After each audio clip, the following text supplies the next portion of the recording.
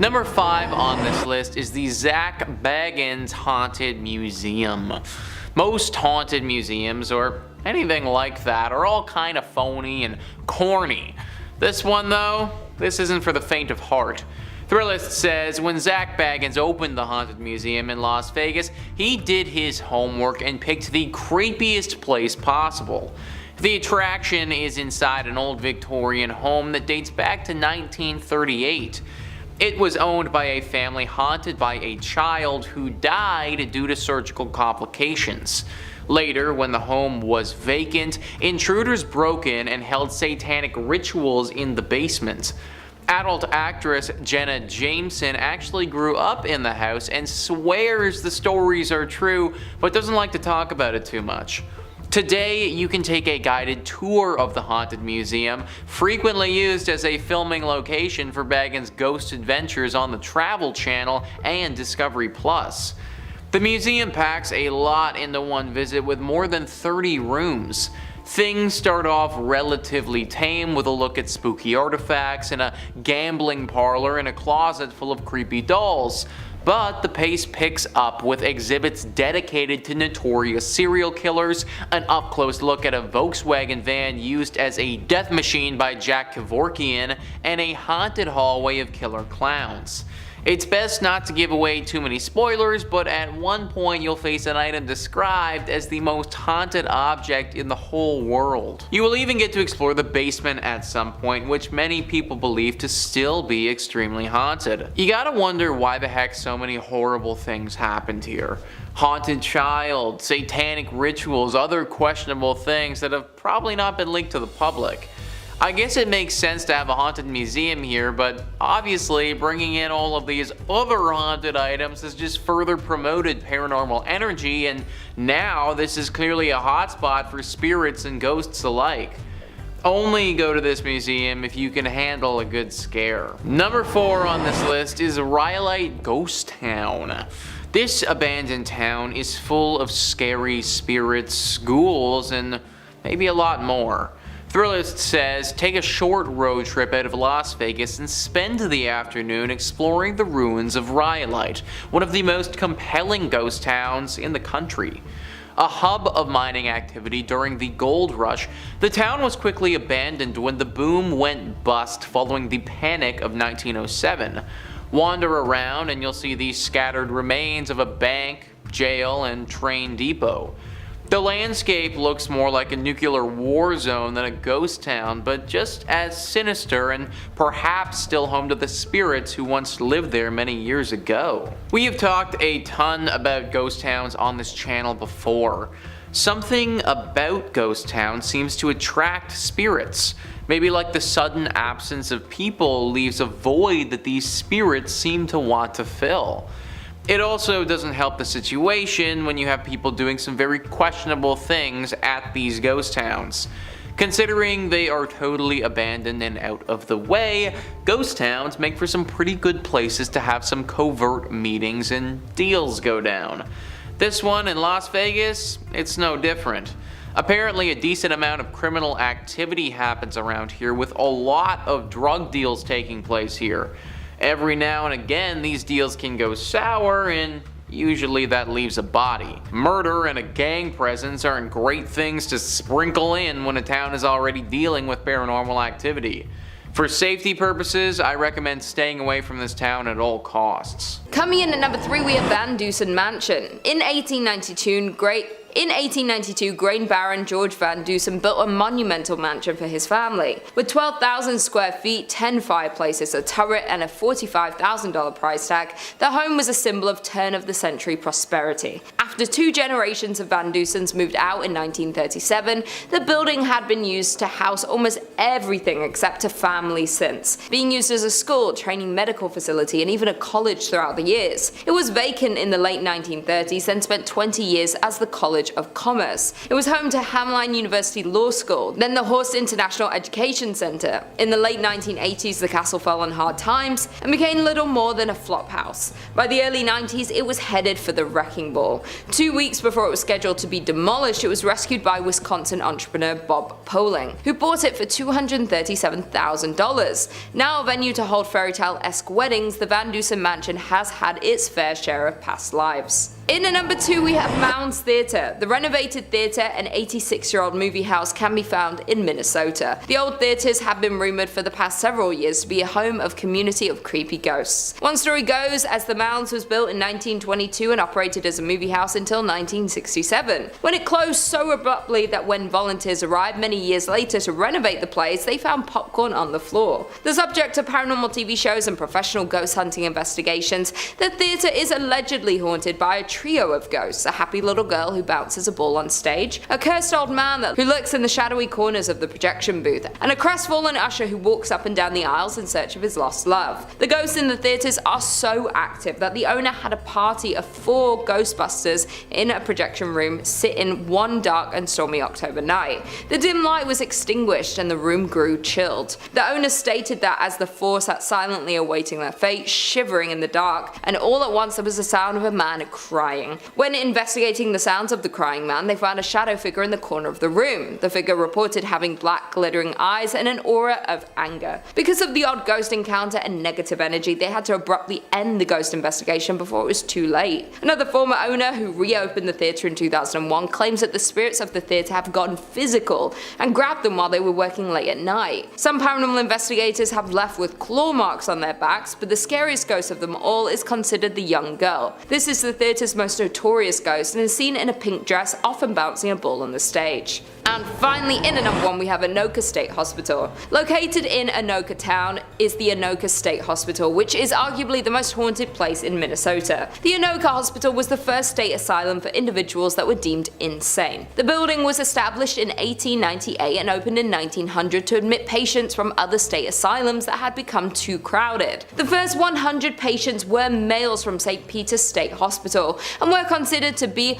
chronic incurables, men who had lost their minds due to heredity, causes, or environment. In 1906, 115 women were also transferred to the asylum from St. Peter's State Hospital. Residents were not to receive any type of treatment at this asylum, as this was the final stop for them until they passed away.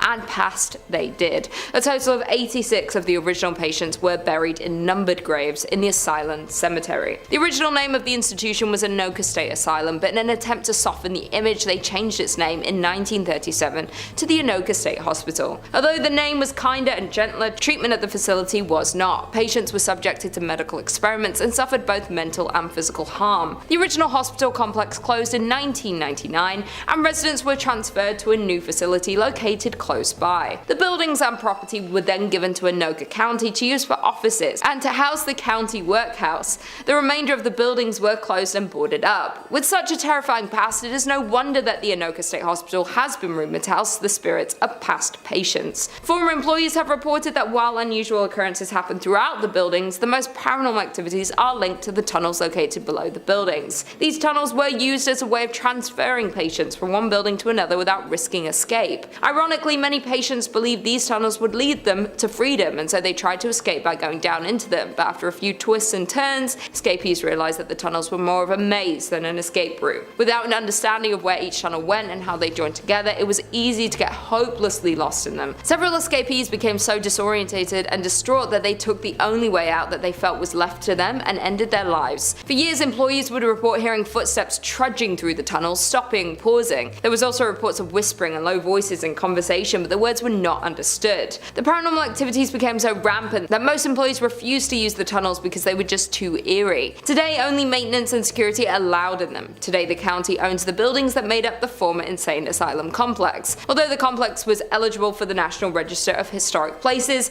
it appears that time has passed. The current buildings are in a state of extreme disrepair. Number 5 on this list is the Hay Adams Hotel. This hotel is located in Washington, D.C. and has quite the history to it. USA Today writes, quite possibly the most famous hotel in the capital, the Hay Adams has hosted many a politician, including the Obamas before inauguration. In 1884, best friends John Hay, Abraham Lincoln's private secretary and later a Secretary of State, and Henry Adams, the author and descendant of John Quincy, built their homes on the plot of land where the hotel now sits. In 1927, 9 years after Adams' death, the houses were razed and replaced by the hotel that stands today. Adams' wife, Marion Hooper Adams, killed herself on the site in 1885, and her spirit reportedly haunts the hotel. Guests and staff say they can hear a woman crying softly, disembodied voices, and doors opening and closing on their own. What is it about hotels and people taking their own lives?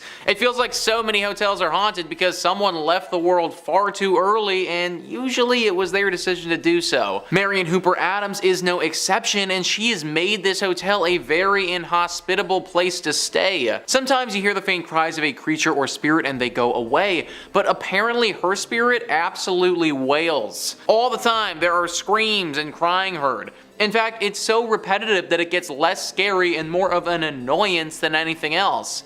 People literally just can't sleep at night because they're constantly listening to her crying over how her life ended. It's also a nuisance when they find things missing all the time. Marion likes to move things and steal items. Oftentimes, the valuables of these people are gone if they leave the hotel for an extended period of time and then come back. Now, maybe this part of the legend is actually just one of the hotel workers stealing stuff and blaming it on her, but either way, things will go missing if you stay here.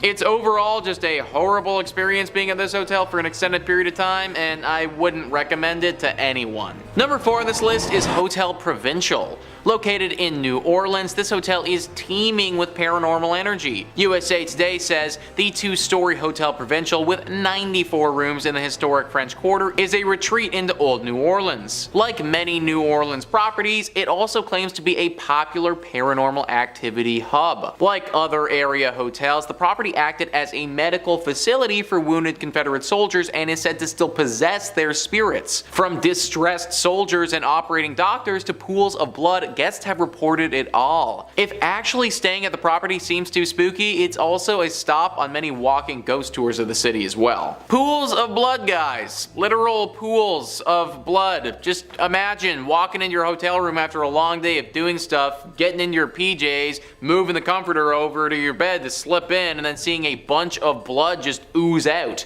This has actually happened to people before. That would absolutely scar me for life if something like that ever went down.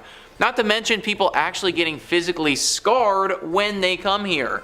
People have reported getting attacked by unknown paranormal entities while staying here, waking up to a spirit completely ravaging them and having no idea how or why it's happening. This is not the type of hotel that you want to stay at, and you will literally risk your safety if you do. In at number 3 we have First Avenue. Located in downtown Minneapolis, the building, which is now home to this nightclub, has a rounded front, is painted black, and has white stars on its sidewalls with the names of many of the musical talents who have done shows in one of these 3 event rooms found inside. Before it was famous for being a nightclub, the First Avenue was a Greyhound depot. The First Avenue legend has to do with the building's former self, the great Art Deco Greyhound bus center that opened on 7th Street in 1937. The story goes that a young woman went to the station to meet her boyfriend who was returning home from World War II. When she was informed that he had died in combat, she ran into the restroom and ended her life due to heartbreak. In recent years, multiple First Avenue staffers have reported seeing a ghost in the washroom. The ghost has been reportedly described as a woman always in a green army jacket and sometimes seen dancing at the club along with other ghosts. Legend says that many homeless people died in the bus station as well, and they can be seen dancing with the women. There have been reports of another spirit haunting the nightclub. The staffers nicknamed this spirit Slippy, while this particular ghost is said to make a balloon appear from nowhere which then floats up and down the staircase on its own. Dave Schrader, paranormal investigator, visited First Avenue to assess the paranormal activity in the building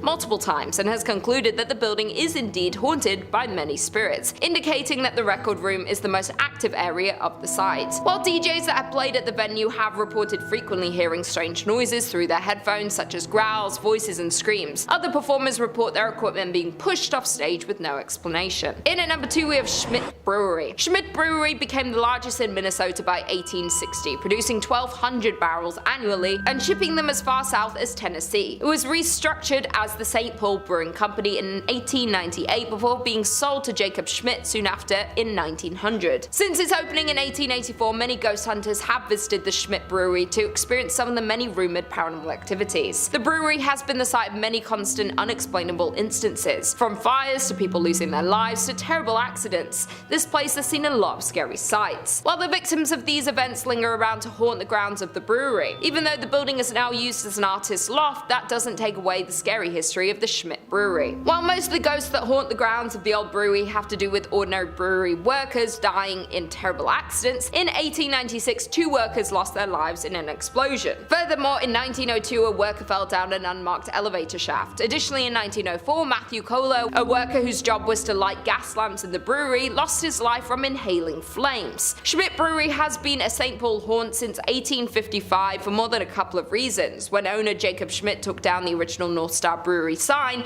replacing it with his namesake, Jacob Schmidt Brewing Company. The entire brewery burned down a year later in 1900. Plenty of other bad luck would also follow on the grounds of the brewery, suspected due to the tragic death of many workers of the brewery. And finally, in at number 1 we have Four Pals Restaurant. Known as the most haunted restaurant in Minnesota, the Four Pal has a tragic story. Located in St. Paul, Four Pals was a high-end restaurant located in Irvine Park, and the restaurant is a beautiful Victorian mansion. Sadly though, the restaurant is now permanently closed. The dark stories about Four Pals Restaurant hint that the historic mansion is seriously haunted. As the story goes, back in the late 1800s, Joseph Four Pal had an affair with the mansion's maid, Molly. It was not long before his wife discovered this relationship and love for Mary. Therefore, the wife became extremely jealous of the servant and assigned Molly to do chores that would keep her away from the bedrooms and away from Joseph. Molly became pregnant and Joseph ended the affair, but Molly was so distraught about the whole situation that she ended her life. According to reports, she ended her life in the attic. Joseph was upset when he heard the news about Molly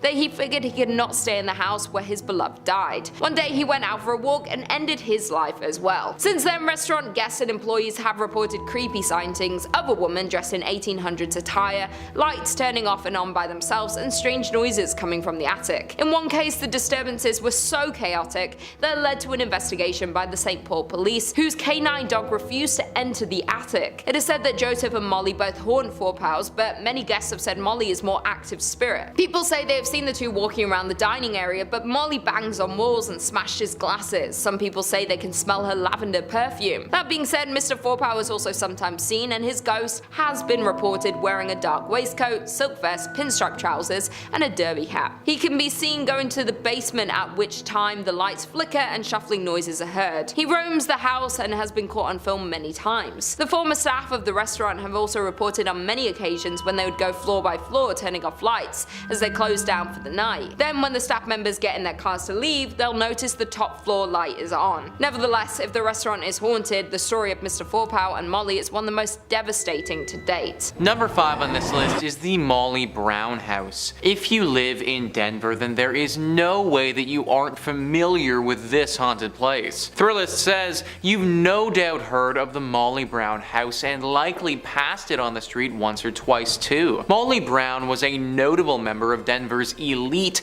and perhaps known best for being a Titanic survivor, and despite allegedly living a relatively happy life, visitors to the museum and staff have reported quite a bit of strange happenings. Some have smelled what's believed to be husband J.J. Brown's pipe, or have witnessed lights off and on the fritz, and staff have reported furniture being seemingly rearranged. Sometimes, figures can even be seen roaming the house. A visit is worth it alone for the history, but the potential for getting a bit spooked or walking into a cold spot is definitely an added bonus. We once again have one of those locations where no one has any idea why it's haunted, it just is. Maybe it's the connection to the Titanic that has got this place acting funky. Obviously, that was a very unnatural occurrence and took the lives of tons of people in a very sad way. So I could believe that the Titanic and the survivors survivor of the Titanic plays some role into why this place is haunted the way that it is. Good news is that this isn't the worst haunting that you can run into. Like, yes, you will get a little scared for sure. You might smell something funny, or have a ghost pull something on you, or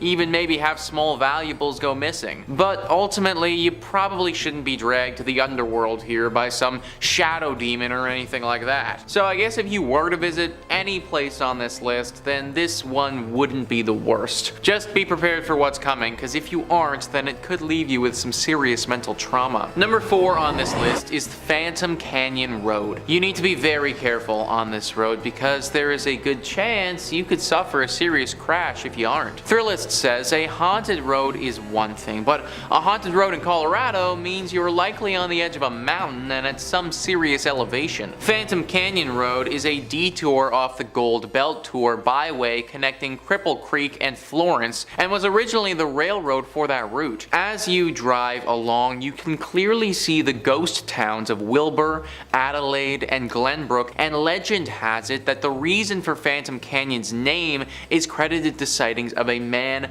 wearing a prison uniform walking along the tracks in the 1890s. The man supposedly had been executed at the Colorado State Penitentiary a few days earlier. So yeah guys, you better have your wits about you, because if you don't, this ghost might come out and startle the crap out of you, and then the next thing you know, you're gonna be face deep into a tree somewhere. It also just adds to the horror ambiance that you're driving past several ghost towns along the way. Like, of course, they just had to be on the side of the road as you're also getting stalked by this ghost prisoner. No one really knows what this prisoner wants with you, but let's face it, I can't imagine it's good. My dude was executed back in the day, so for one, what he did was probably pretty bad to warrant a punishment like that, and then secondly, he literally got executed, and I can only guess that his ghost probably isn't too pleased about that. Y'all need to be especially careful if you're driving down this road, because at any point this guy could pop out. Number 3 on this list is the Pfister Hotel. This one has been around for a while and has got a lot of people scared who've stayed here. Travel and Leisure says the historic Pfister Hotel opened in Milwaukee in 1893 with elegant interiors and advanced technology for the times, including electricity, individual thermostat controls, and fireproofing, making it one of the most sought after accommodations in the city. The hotel is supposedly home to a number of spooky sightings. In fact, several MLB players have reported their own personal ghost experiences in the hotel, and some are even too scared to stay there again. So guys, I actually run a podcast all about the MLB. Because I run this podcast, I'm pretty knowledgeable about the MLB. I have literally heard of this hotel before even doing research on this video. Players will flat out refuse to play here now because they get way too scared and can't get any sleep when they're there. Then obviously when they play their game the next day, they suck because they just spent the entire night basically fending for their lives in this haunted hotel. It's really too bad that it has to be this way because this is apparently one of the nicer hotels in Milwaukee. It's definitely one of the oldest, and back then it was the best place to stay if you wanted a luxurious night. Hopefully the ghosts that reside here eventually leave and we can all enjoy it once again without getting completely haunted. Number 2 on this list is the Emily Morgan Hotel. The Emily Morgan Hotel is located in Texas and is probably the most haunted in that entire state. It wasn't always the lovely and renovated hotel that it is today. Prior to this being a beautiful place to stay, this was actually a hospital and a place for doctors to stay.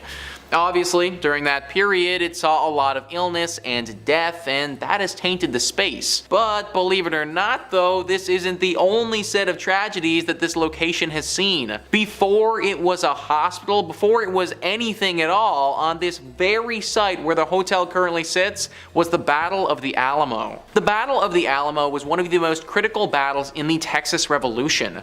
The battle lasted for 13 brutal days in 1836.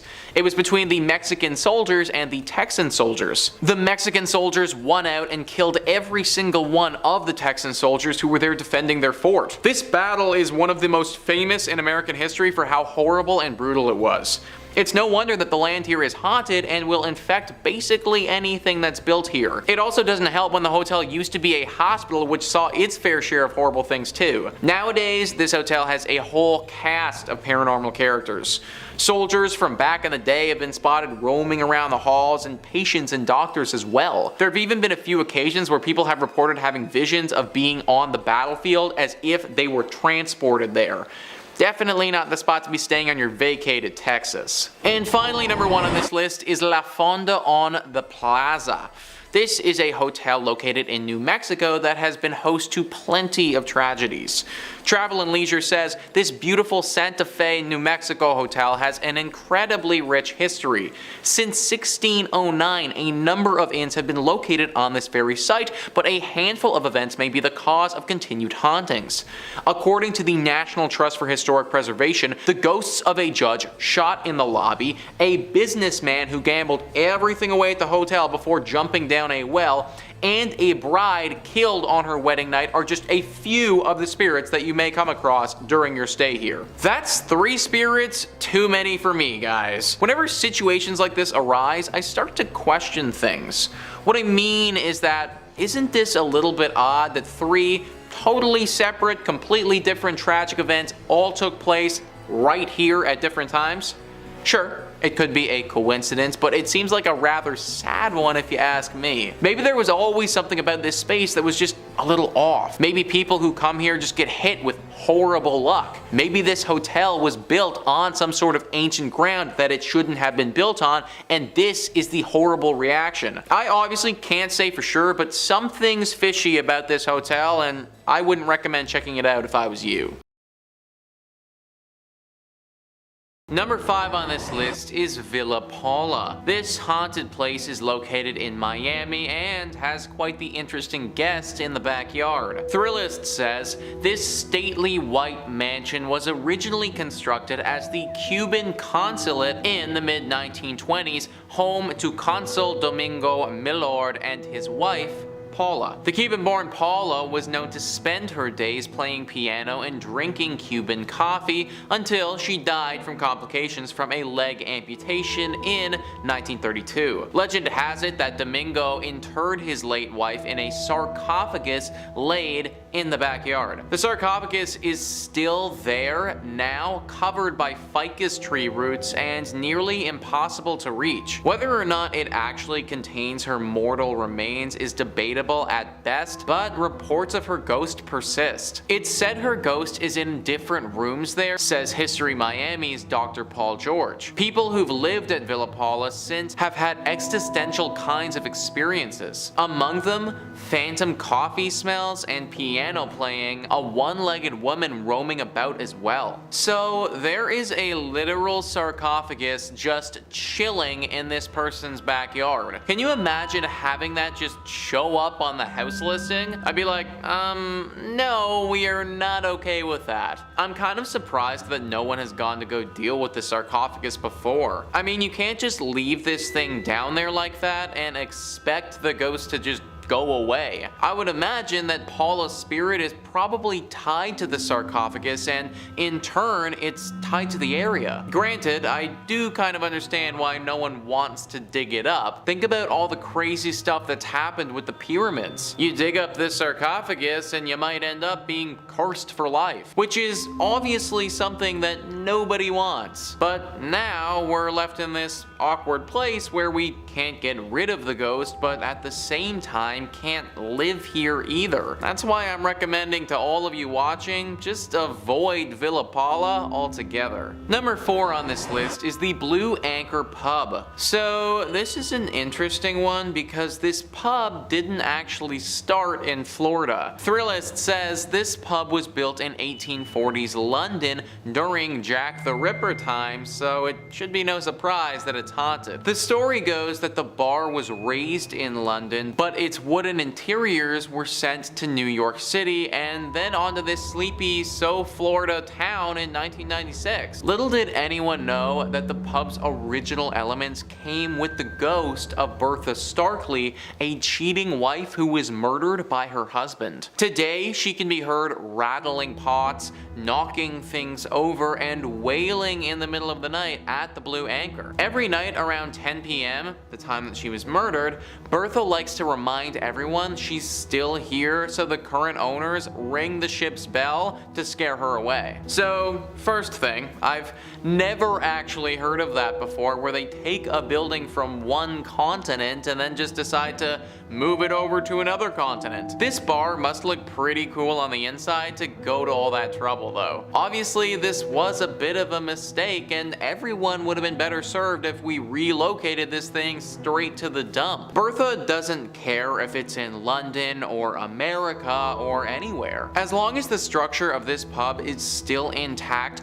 her ghost will still be floating around, which makes it very hard to enjoy a night out at this place. Like, imagine drowning several pints, going to take a piss, and then getting ambushed by some 1800s ghost in the bathroom with your pee-pee hanging out. Like, I don't know if I'd ever be able to recover from that, folks. Number 3 on this list is Fort Fisher. Fort Fisher was a critical fort during the American Civil War.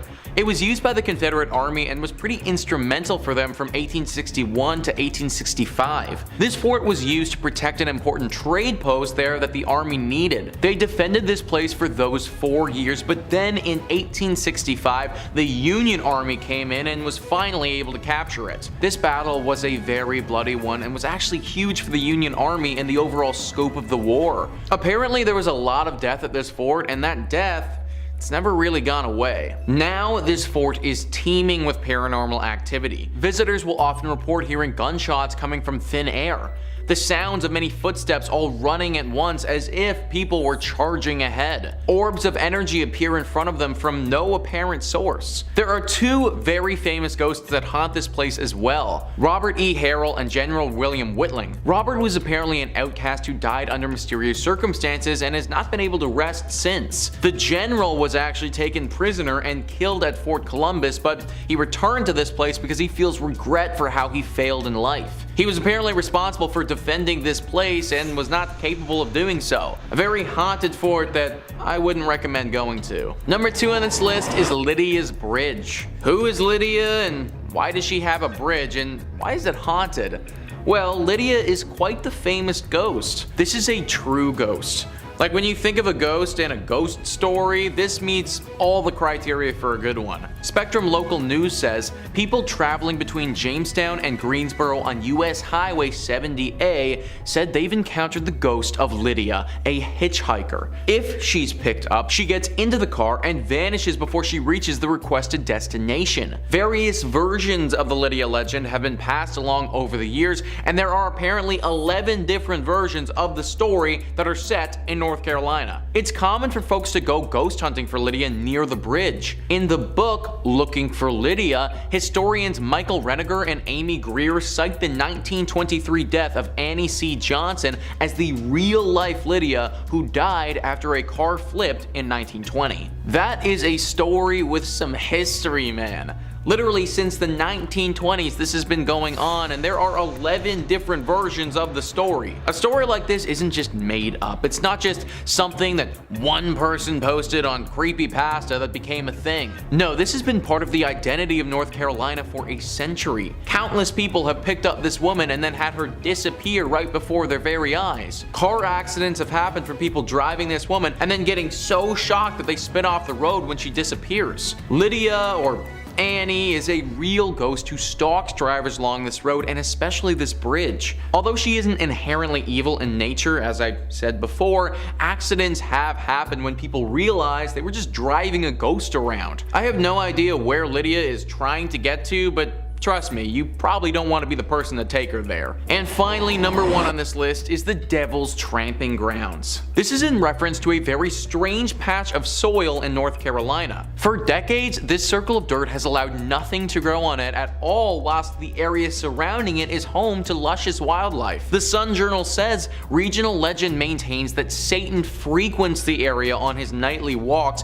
pacing the circle as he contemplates his nefarious deeds. Normal vegetation surrounds the circle, but only a wiry grass grows inside it, and no plant life of any kind can be found on the path itself. Visitors have also claimed to see red glowing eyes in the circle. Now, there could be any number of reasons for why nothing is growing on this patch of dirt. Simply because an area of land cannot grow wildlife doesn't automatically mean the devil himself has anything to do with it. But throw in the fact that there are 2 red glowing eyes there, plus a few other creepy occurrences, and we might just have something demonic afoot. Locals have reported putting objects in the center of the circle, then coming back a little while later and having those same items moved outside the circle, as if someone or something did this deliberately. The thinking is that this circle is a place used by the devil to dance or to perform rituals that we don't understand. Having things inside his circle of death doesn't make for a great dancing spot or sacrificial zone,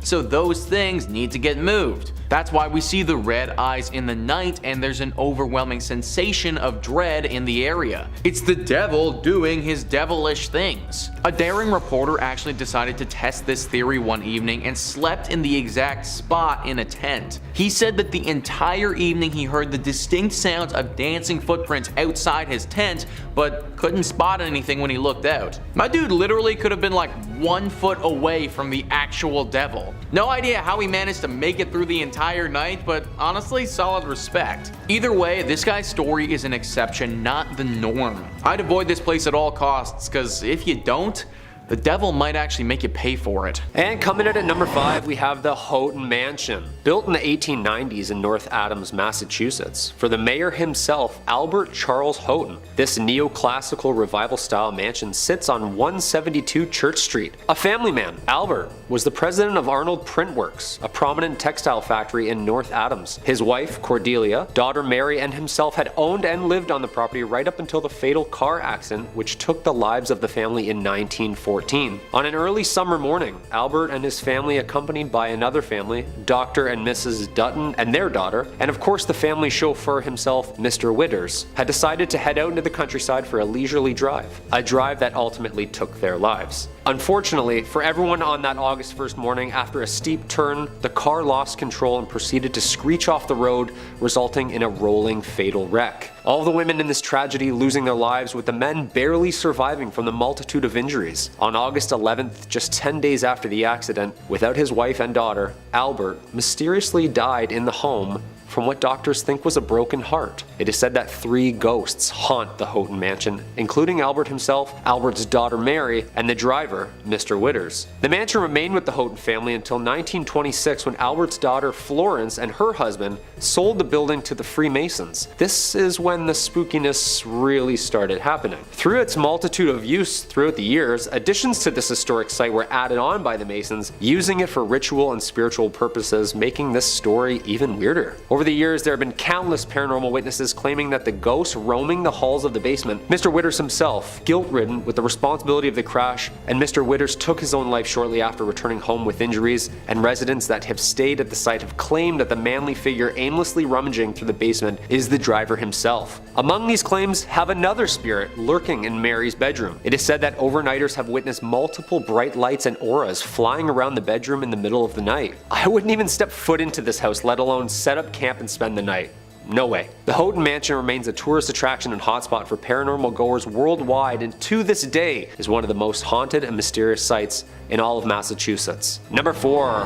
The Hoosick Tunnel. The Hoosick Tunnel, from the Algonquin word place of stones and the Mohawk word forbidden, is a 4.75 mile active railroad tunnel in western Massachusetts that passes through the Hoosick Range, an extension of Vermont's Green Mountains, and runs from Deerfield River in the town of Florida to the city of North Adams. The construction began in 1815 and ending in 1875 with a budget of $2 million, at the time the largest tunnel ever constructed, and it was later later the result of taking lives of over 200 men during its construction entirety, earning it the nickname from locals, the Bloody Pit. This haunted, barren, 5-mile, completely enclosed stretch was subject to multiple accidents and deaths over the years, giving the tunnel its haunting history and reputation of being cursed itself. With the word forbidden, did the Mohawks know something that the workers didn't? Essentially, this cold, underground, pitch-black hole became one of America's strangest grave sites, resulting in everything from mysterious gas leaks, dynamite explosions, roofs collapsing, and even mechanic failures resulting in a mass flood. For the past decades, there have been numerous paranormal activity witnesses who have documented strange events from police officers to the freight conductors themselves. Some of the reports over the last 100 years included numerous farmers and wagons ending up in different areas of the railroad, missing hours of time. The farmers had claimed that when spending time around the railroad and its tracks, that memory and confusion would always set in. Some residents have claimed that they have even been chased out of the tunnel by an unexpected freight train chugging along aggressively through the tunnel like a bat out of hell, and then vanishing. Numerous ghostly figures resembling workers roam the dark tunnel, and if that isn't scary enough, some people, including hearing the echoes and screams of even the workers who were buried alive under the rock, still holding their tools, or even seeing ghostly figures in pumping chambers where numerous men tirelessly making rafts not to drown. The Hoosick Tunnel remains one of the most visited and haunted places, marking it just one of the sites you'll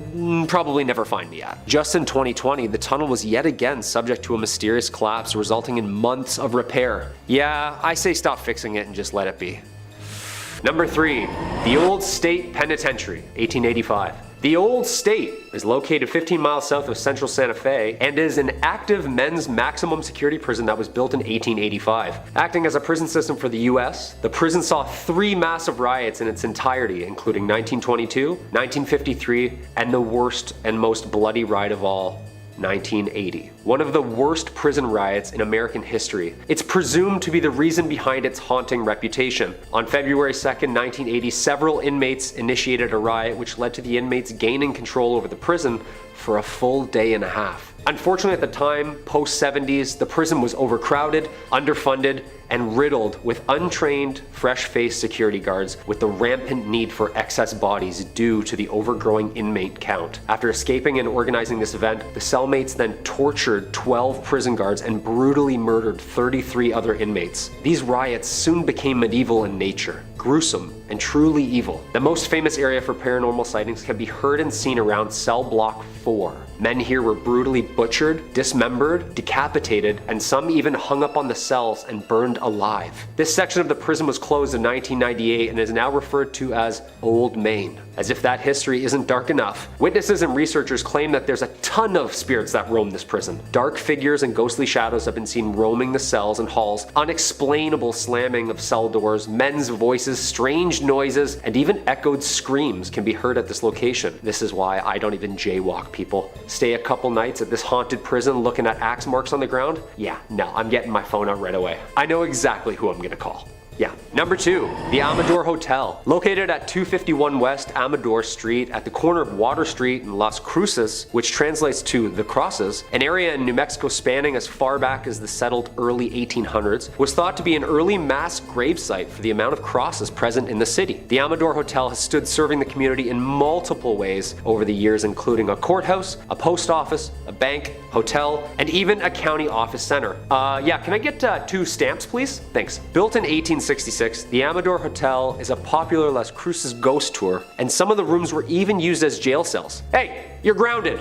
for 15 years to life, I don't know. The courthouse was completed in 1885. Amador added another story to the remaining structure, and Amador Hall became a community center where people conversed in drinking and in storytelling. During tours, guests have reported seeing shadowy figures lurking in the hallways, numerous cold spots, flashlights turning on and off by themselves, and having their arms even touched or scratched. Oh yeah, that's it. Just a little to the left. That's perfect. Some even say it's the work of a little ghost girl named Annie, who frequently visits the room on the 2nd floor, giggling. Like, giggling is great and all until like a 200-year-old spirit giggles right in your face. Like, what is still funny? This is terrifying. Joke must have been that good. Little ghost girls? Yeah, that's the scariest ghosts imaginable. 100%. The Amador Hotel ghost tour starts at 8 p.m. and during a visit through the tour of the grounds, history and ghost hunting begins. I'm a strict matinee ghost hunter myself, only during the day, or never. Or like around brunch, that's like perfect, nice and sunny. And coming in at number 1, Double Eagle Restaurant. If you're heading down to Mesilla, New Mexico this weekend and enjoy burgers and ghost stories, well, then the Double Eagle Restaurant is a must stop for you. Known not only for the world's largest green pepper chili burger, this blast from the past, decorated head to toe in its luxurious upscale Victorian decor, is now the home to 2 prominent and active restaurants, the Double Eagle and Pepper's Cafe. Alright, here we go, let's dive in. Possibly the world's most haunted restaurants, originally owned by the Mays family, owning one of the leading and most lucrative import-export businesses in Santa Fe, was Senor and Senora Mays. Senora Mays expected only the best for her eldest son, Armando. Mothers and their sons, right? Always imaginarily wiping something off their faces. Come here, there's more. There is grim history here, involving 2 forbidden star-crossed lovers and a pair of sewing scissors. Thank you. The Double Eagle Restaurant is not only home for great food, beautifully handcrafted cocktails, but also home to a double homicide gruesome murder, in which these victims' souls would seem to be trapped within these walls forever. Armando, son and heir to his parents' business, falling head over heels in love with the family's household servant named Enos. Although Enos reciprocated such feelings about Armando, their relationship had to remain a secret due to Armando's mother's strict ordinance and the difference in the teenager's social and political positions. When Senora Mays discovered this relationship, she demanded that it end at once and banished Enos from her home indefinitely. It is said that one day Senora Mays came home, unexpectedly interrupting the lovers, mid-swoon, entranced by their love as she grabbed her sewing scissors from the basket on the patio and attacked Enos, stabbing and killing her. As she prepared to strike again, Armando, her son, threw his body in front of Enos and was stabbed instead. Yeah, that's some Romeo and Juliet stuff there, people. The murders were held in the famous Carlotta Salon Room, which can be visited at any time. A heavily requested stop where spooky-goers can see a newspaper article titled Young Lover Ghosts on display, as well as an array of pictures taken of the young ghost lovers together over the years. That's terrifying! Here's the room, here's what happened, here's some proof. That's all I need to know. I've made my mind up. For never was a story of more woe than this of Enos and her Armando. And I tried to end on somewhat of a happy note. Love lasts forever, and that's what I'm taking from this. Coming in at number 5, we have South Manitou Island in Leland. South Manitou Island is part of an island chain in Lake Michigan that extends north to the Straits of Mackinac. The only public access is by ferry from Leland, Michigan. The island consists of a ridge of tilted layers of limestone buried under a blanket of glacial debris. 16 miles offshore from the Lilano Peninsula, featuring 300-foot sand dunes, deserted shoreline, and empty campground, it's about as terrestrially creepy as you can get in Michigan. In the 1800s, the island became a popular harbor for ships traversing the newly built Erie Canal into the Great Lakes and on to Chicago. One local legend surrounds a ship full of passengers stricken with cholera stopped at South Manitou, where sailors buried their victims in a mass grave, some of them still alive at the time. Soon after this incident, the first appearance of ghosts and hauntings began.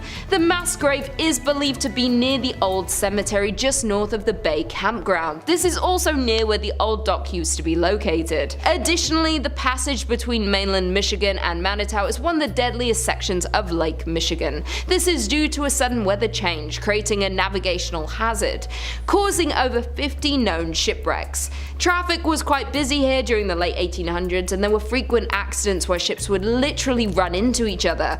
Off the coast of the island lies the shipwreck of the SS Francisco Morazan, where rumors say a young island boy died after trying to explore on his own. There are also 2 cemeteries on the island and an ancient cedar forest where voices are said to be heard. The haunting of this island is so bad it has driven park rangers to go mad and demand to be taken off the island. One ranger even confessed to hearing voices, footsteps, and slamming of doors inside buildings that were otherwise unoccupied. Coming in at number 4, we have Masonic Temple. With over 16 floors and 1,000 rooms, this Gothic temple is one of the most striking buildings in Detroit. Furthermore, this is the largest Masonic temple in the world. According to rumors, there are hidden passageways, rooms, and staircases, so be careful as you might get lost quite quickly within the walls of this temple. The most famous urban myth associated with the temple is that of the architect George D. Mason. Legend has it that Mason went bankrupt funding the construction of the temple. He was going through financial difficulties and was very close to foreclosure. Due to this stress, George G jumped to his death from the roof. This story will back up the fact that many reports of a ghost climbing the steps to the roof of the building as if stuck in a loop of his darkest moment. Even scarier, additionally, guards frequently find the door to the roof unlocked, even when it was just checked moments earlier. Additionally, the temple has various cold spots and doors are reported to close suddenly. One of the roof doors is said to swing open just moments after it is locked by a watchman.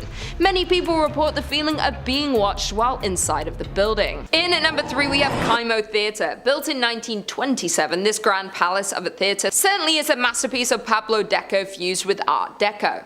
The creation of this beautiful southwestern style theater was financed by a hardworking wealthy entrepreneur, Oreste Bacecci, who wanted to fulfill a lifelong dream of building a grand theater which would rival other larger-than-life movie palaces that were springing up around the United States. A large fire in 1963 destroyed Kimo Theater's iconic stage and much of the building, prompting the Bacecci family to demolish it. In 1977, the same year, the theater was listed on the National Register of Historic Places. The citizens of Albuquerque voted to purchase Kimo Theater at a steep discount. In return, the city of Albuquerque offered to fund the restoration of the landmark attraction. With the change of hands, local restoration experts were hired to restore Kimo Theater to its former glory. The hauntings of Kimo Theater can be traced back to a freak accident that happened in the late afternoon on August 2nd, 1951.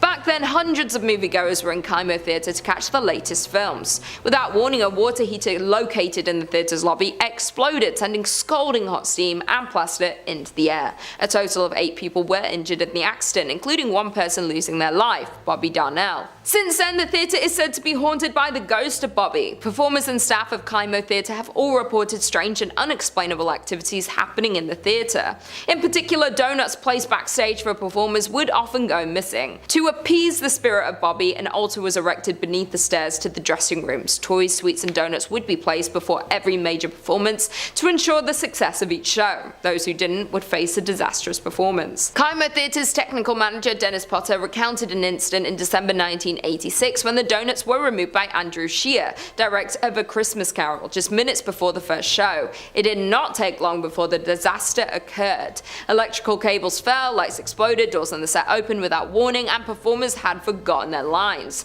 After the end of the disastrous show, the donuts were promptly replaced and the next show went off without a hiccup. However, an interview with Andrew contradicted the Potter's story, with the former claiming that the donuts were never removed or replaced. Apart from the unexplainable disruptions, staff working at Kimo Theater have also reported seeing the ghost of Bobby, dressed in a striped shirt and blue pants. The ghost of Bobby is often seen loitering on the lobby staircase looking for the next victim of his harmless shenanigans. In at number 2 we have La Fonda Hotel. Standing in Santa Fe, New Mexico, there is the historic La Fonda Hotel. Over the years, the hotel was destroyed and rebuilt several times over. In 1821, when Captain William Becknell blazed the path of what would become known as the Santa Fe Trail, he stayed at a La Fonda where the trail terminated at the town central plaza. As more and more pioneers traveled the Santa Fe Trail, the La Fonda became a popular destination for trappers, traders, mountain men, soldiers, politicians, and the like. The current La Fonda was built in 1922 on the site of the previous inns. In 1925, it was acquired by the Atchison, Topeka Santa Fe Railroad, which leased it to Fred Harvey. For more than 40 years, from 1926 to 1968, La Fonda was one of the famous Harvey houses, a renowned chain of fine hotels. Today, the La Fonda Hotel is said to host not only travelers visiting Santa Fe, but also several ghosts. Some people believe that the Honorable Judge Slough continues to walk its hallways. However, more often reported is the ghost of the distraught salesman who jumped into the well after losing all of his company's money. The hotel's dining room, called the La Plazuela, is situated directly over the old well, and both guests and staff alike have reported the sight of a ghostly figure that walks to the center of the room, then seemingly jumps into the floor and disappears. Other reported phenomena include a ghost that haunts the Santa Fe room, as well as a spirit that walks the hallways near the La Terraza, a restaurant located on the east side of the hotel's 3rd floor. In the 1970s, a ghost reportedly called the front desk to complain that someone was walking up and down the hallway in front of his room. When an employee was sent to investigate, he saw a tall man in a long black coat disappear into a stairwell. However, when he followed him to the stairs, there was no sign of the mysterious visitor. And finally, in at number 1 we have the Luna Mansion. The Luna Mansion in Los Lunas, New Mexico episode is known for one thing, and it's its ghost stories. Over the years, the Luna Mansion in Los Lunas has gained a reputation as being haunted. Guests and staff alike have shared stories of unexplained activity, which some chalk up to the paranormal. Over the years, the mansion changed hands several times before it was purchased and renovated as a fine dining establishment in the 1970s. It was then that the ghost of Josephina began to appear. Perhaps she didn't like the renovations, or maybe she just wants to stick around to make sure they were doing a good job on the home that she had spent so many years looking after. Dressed in 1920s period clothing, she had been described by employees as appearing very real. Most often she is seen in two former bedrooms on the second floor, an attic, storeroom, and at the top of the stairs leading to the second floor bar. At the top of the stairs sits an old rocking chair, which she has often been seen sitting in and rocking slowly.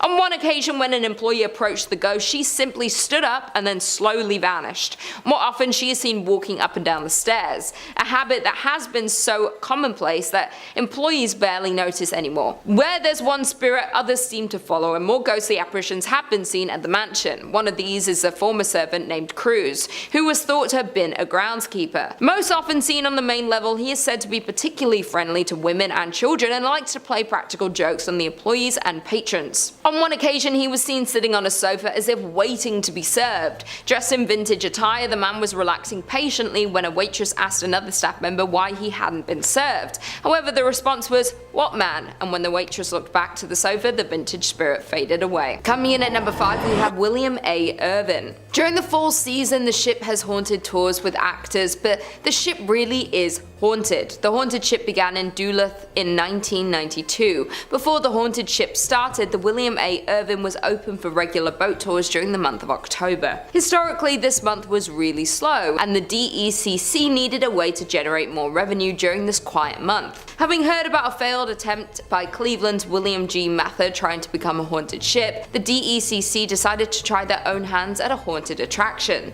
The William A. Irvin partnered up with UMD to give the school's drama department some experience on production and acting. Needless to say, their attempt was a huge success. More than 2 decades later, the haunted ship is the peak of the Irvin's yearly business. The most common sighting that employees relate is that a lady in white has been seen walking around the ship, noticeably. She is usually up on deck and is dressed in period clothing. Nobody has ever been able to identify who she is or why she is tied to the vessel. There is also said to be a former captain who is still overseeing his ship. He is most often seen in the captain's chair and is said to be angry that the ship remains in dock and is no longer seaworthy. There are another 2 men haunting the ship. One sticks to the front of the ship and apparently does not understand what has happened to him, while the other sticks to the rear of the ship and has confirmed that he died after falling from a ladder. The family of the second man has come forward and said the story surrounding his death was always suspicious and they were denied a claim to his pension. In at number 4, we have Enger Tower. The 82-year-old watchtower can be found right in the middle of Enger Park. The tower was built in 1939 and looks over the Duluth Harbor, being known as one of the most well-known haunted places in Minnesota, and for good reason. The tower is 531 feet above Lake Superior and is built of bluestone from local sources. Enger Tower was first dedicated by Crown Prince Olav and Crown Princess Martha of Norway on June 15th. It was built as a tribute to businessman Bert Enger, who passed away in 1931. The dedication was in honor of Bert Enger, a native of Norway who came to this country and became a successful furniture dealer. At the time of his death, Mr. Enger donated 2/3 of his estate to the city of Duluth. This included the land known as Enger Hill, which along with Enger Tower is also the home of Enger Park and Enger Golf Course. The tower can be seen almost anywhere throughout the city and has since been restored. There is a local legend that a man took his own life in 1948 by jumping off the 5th level of Enger Tower. They say his body has been found hours later but was never identified. That being said, there are numerous ghost stories of visitors seeing a man on the 5th floor of the tower before entering, but when they reach the top, he is gone. Number 3 on this list is the Kentucky State Penitentiary. We always got to include the creepy jail in one of these lists, guys, and this is Kentucky's. Virginia Travel Tips says the Kentucky State Penitentiary is situated near the Tennessee border on a sharp bend in the Cumberland River. In the 1800s, a maximum security jail was built there. It is a gorgeous place from afar, but up close, it is a death and ghost machine, according to a local author and paranormal investigator. Thousands of men have have been executed in the prison's electric chair known as Old Sparky. During his death row cell inspections in the late 1980s, a guard had a terrible incident where no one stayed. He was greeted by a prisoner who was reading the Bible. When he returned to his office, he asked about the prisoner's meal, only to discover that no one was in that cell. When he returned to the cell, he discovered that it was empty except for a small Bible on the floor. Yeah, kinda weird. More strange occurrences were recorded around the institution, with many reporting seeing a reflection of an inmate who attempted to shock them. Okay, so honestly guys, I want to take this as seriously as possible, but Old Sparky? Like, imagine dying in a thing called Old Sparky. Like, I think it's meant to electrocute people, but why does the killing chair sound so cute? Kinda sounds like something that you name your dog, not a murder weapon. Anyways, Old Sparky has certainly done its job though, and now the place is super haunted. Most of the prisons we talk about on this channel you can go visit if you like, because they're all typically abandoned. That's not the case with this one though. The Kentucky State Penitentiary is still fully operational and has tons of prisoners in it. Not only do these people have to chill in jail, but it just so happens that their jail is also haunted. Number 2 on this list is Mammoth Cave. So we actually spoke about Mammoth Cave on this channel before in our series about top 5 terrifying caves where evil awaits, so if that interests you, then go check it out. It made that list because it was super haunted, and naturally it has to make this one as well. It is, as you'd expect, located in Kentucky. It is the biggest cave in the state by far, which is why it's named Mammoth Cave. Most of the cave has been unexplored, which is kind of nuts considering we've already seen about 400 miles of it up until this point. This has been an area of interest to people for thousands of years. Back 4,000 years ago, it's believed that people used this cave to bury their dead. This was the first encounter this cavern saw of death, but it definitely wasn't the last. After the War of 1812, these caves were sold off and used as a place to mine salt. The workers of these mines were slaves and oftentimes were worked to death down there. After the salt had been mined, this place functioned as a spot for sick tuberculosis victims to go. Obviously, this created more death in this place and just contributed to what is a very haunted area now. Today, we get an array of ghostly apparitions popping up to people. Ghosts from all the way back 4,000 years ago have been seen, still lingering and clinging on to this cavern. People have seen the visions of slaves calling out for help and ghosts of sickly individuals as well. H.P. Lovecraft, one of the most famous fantasy horror writers, was inspired by this cave. Anything that inspired that guy is probably a spot that you want to avoid. And finally, number 1 on this list is Nada Tunnel. What is it about tunnels that's just so creepy? It feels like there are a few locations in the world that seem to attract paranormal activity, and tunnels are definitely right up there. Virginia Travel Tips says Nada Tunnel, also known as the Gateway to Red River Gorge, is located in Powell County, Kentucky. Works of a one-lane tunnel on a two-way road began in 1910 and concluded in 1911. Drills and dynamite were used to rip through the limestone rock during construction, and one worker died while attempting to dissolve a stick of frozen dynamite by placing it next to the fire,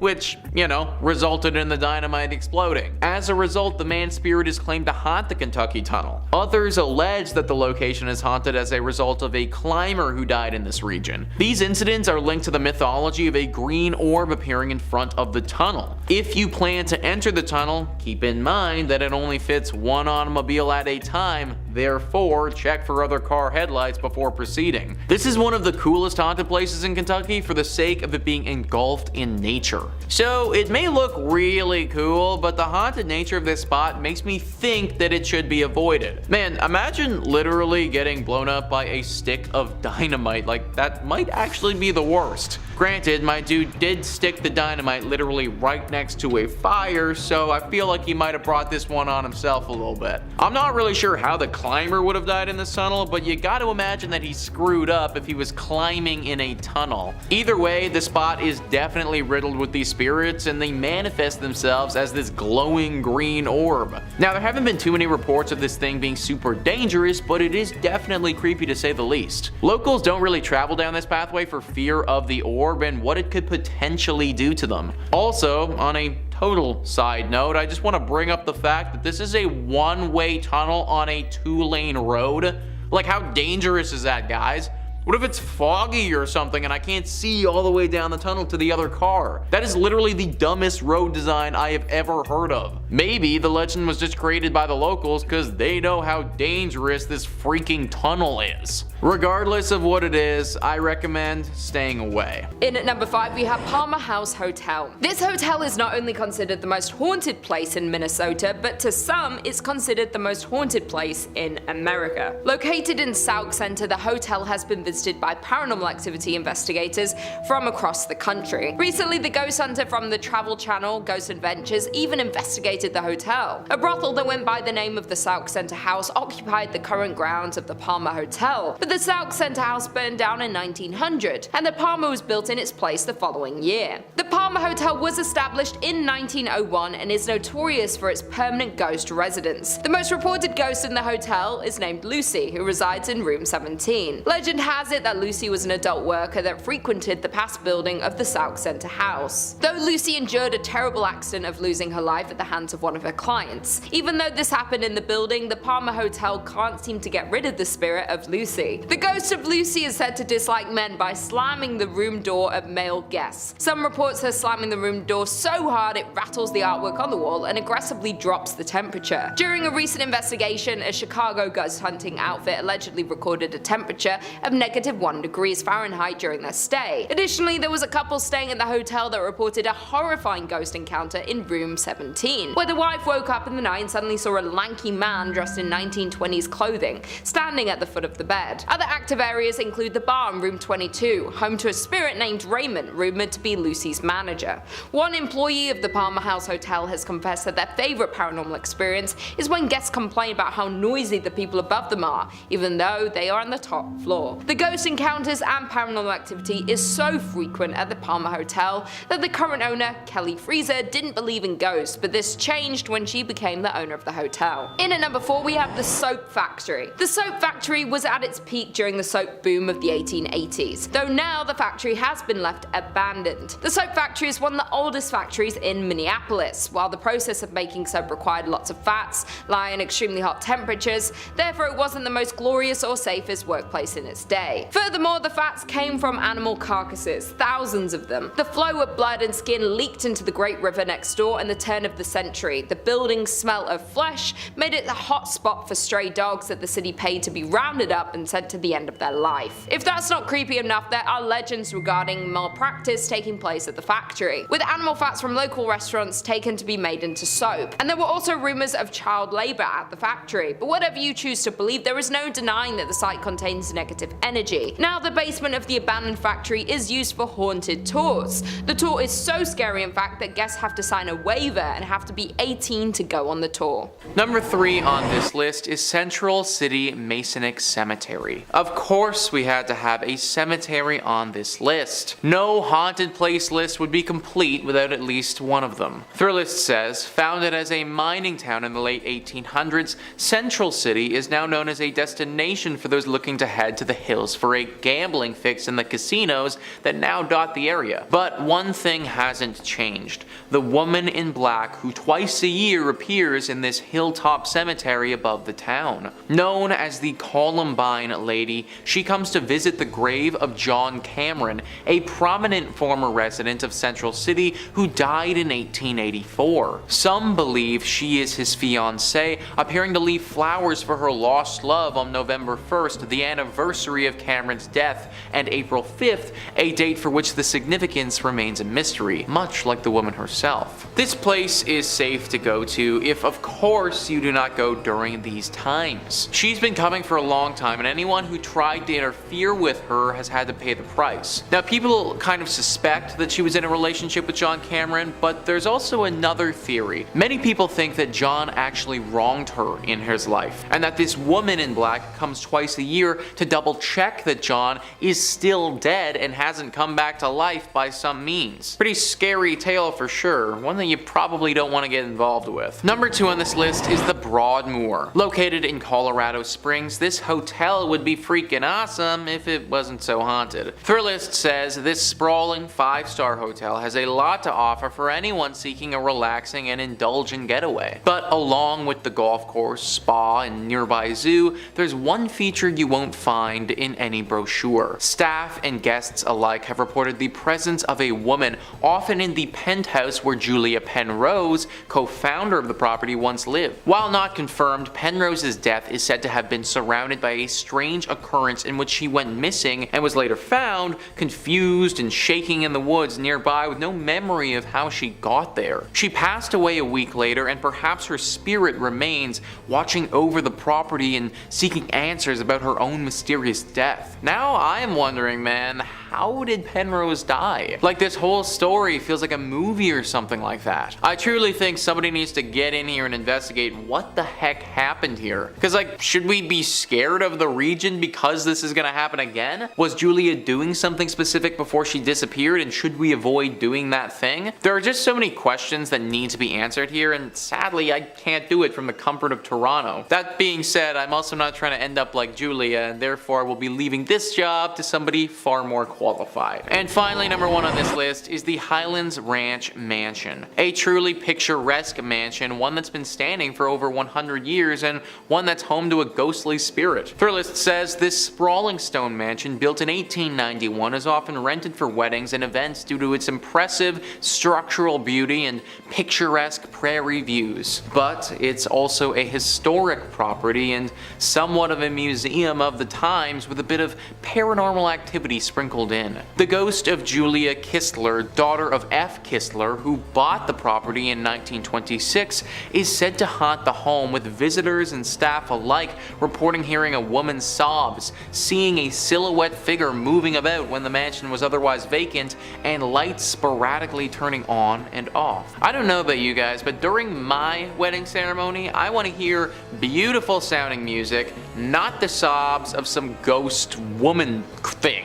Apparently she's crying all the time, and this woman's emotions are not something to play with. There's a story where once several children were playing around here. There was a wedding ceremony scheduled here for later that day, and the children were off doing what kids do before the proceedings got underway. They ran into this ghost crying, and then they started to make fun of her. They were rude and definitely unkind, but they also didn't deserve what she did next. It's said that in a fit of rage, she flew inside their bodies and possessed each and every one of them for a short time, showing them things that were truly terrifying. Things that have ultimately changed those boys' lives and altered their mentality forever. Any ghost that's capable of doing something like that, that's one that I don't want to be around. Number 5 on this list is the Carolina Inn. This inn has actually been voted one of the most haunted in America by a few different lists.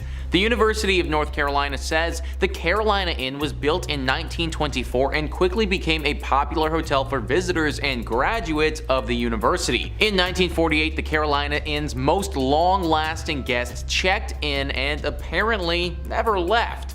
Dr. William Jacox was a fun-loving man with a witty sense of humor, had recently retired from practicing medicine, and decided to make the Carolina Inn his final home. He lived in room 252 for 17 years before his death in 1965. As shared by the Carolina Inn, guests that have stayed in Jacox's old room report being inexplicably locked out of the suite. One time, the lock was so stubborn that a workman had to use a ladder to break into the room. Visitors have also noticed strange occurrences such as messy bath mats and previously closed curtains being pulled wide open. Some have encountered the smell of freshly cut flowers despite none being in the room, and felt their bodies become strangely cold for no apparent reason. This is only part of the stuff that goes down at this room as well, guys. Some people have reported seeing a poorly dressed man approach them looking for an unlocked door, and then if they show it to him, he runs away screaming. It's thought that this is the ghost of Dr. William Jacox. I don't know why unlocked doors scare this dude so much, but anyone who's gonna spend 17 years in this hotel is probably a bit of a weird dude. Unless you want to deal with a crazy old doctor ghost messing with you all vacation, I'd stay at a different inn. Number 4 on this list is the New Hanover County Library. I don't know why, guys, but something about haunted libraries is just so intriguing to me.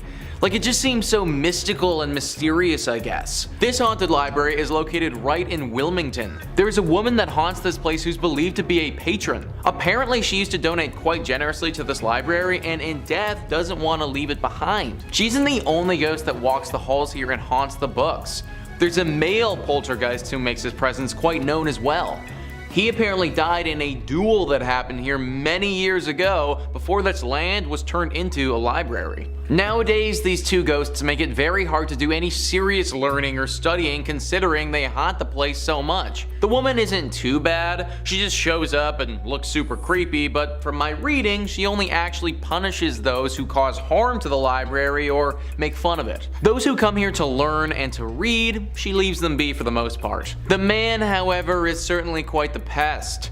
He often messes with those that come here and makes it very difficult for people to accomplish anything. I love libraries, I think that we should all go to them more often, but maybe just not this one specifically. Number 3 on this list is St. Augustine's Lighthouse. Ah yes, the haunted lighthouse, a true classic. Thrillist says St. Augustine's iconic lighthouse is a Florida landmark built in 1874.